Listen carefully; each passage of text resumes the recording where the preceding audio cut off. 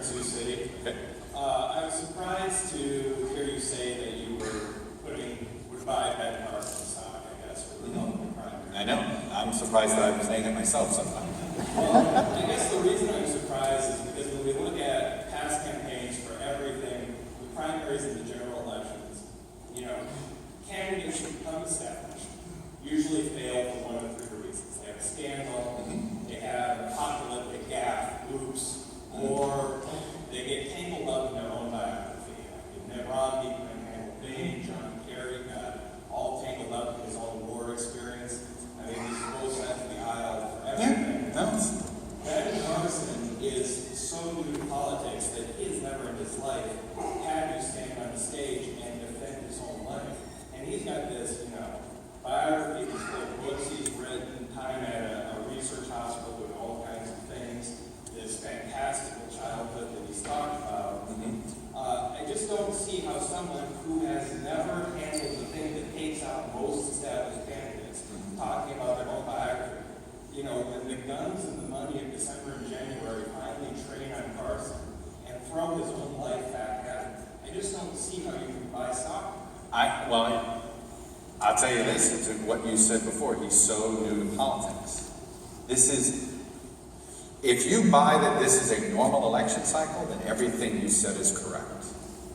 And he will go down like Howard Dean, okay? Which might be the better comparison, right?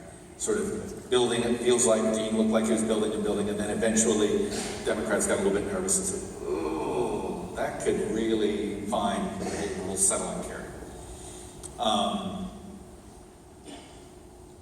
Number one, the reason I said buy Carson stock in Iowa. First of all, if you look at the history of the Iowa caucus on the Republican side, the person who has the deepest affinity with evangelicals wins, right? Or comes close. It started with Robertson, who was surprised second place in '88, and it's gotten stronger ever since, right? Huckabee in '08, Santorum in 12. Right now, it looks like Carson's that guy. So, and that's why I said if it's not Carson, it's Cruz. But whoever is going to, whoever has the ties to evangelicals is going to have that, is going to have a leg up in Iowa. So that's why I say buy Iowa stock, buy stock in even Iowa. I hear you on all those, but he just had as bad of a 3 weeks as I could have described for a candidate. The crazy thing that he said about the Holocaust, the idea if my great aunt just had a gun, that somehow she would have, her mother wouldn't have been taken away. There was that. There was what he said about Muslims.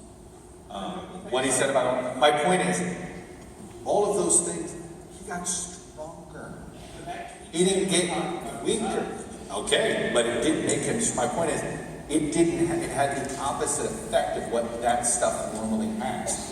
4 years ago, when we were going through the cycle of anti-Romneys, it literally, within 2 weeks, insert candidate here. It was Bachmann, it was Trump at the time, if you recall, Perry. Within 2 weeks, the first or second gaffe, it worked the way you described. Herman Cain, same thing. It's not the way this cycle seems to be. There is such a desire for new that there is an electorate that is willing to overlook it. And I think the thing that we overlook on Carson is he has developed a connection to his supporters that is deep enough that it withstands some of this. I still don't think Carson's going to be a nominee. But I don't think we should dismiss the possibility that he doesn't win Iowa and doesn't end up being a force on who is the nominee and where this goes. So I take your point, and you were very eloquent when you stated it. And in normal conventional years, I'd 100% agree with you. I'm just saying there's something. I bow at the altar of the famed political pundit Buffalo Springfield. There's something happening out here. What it is ain't exactly clear.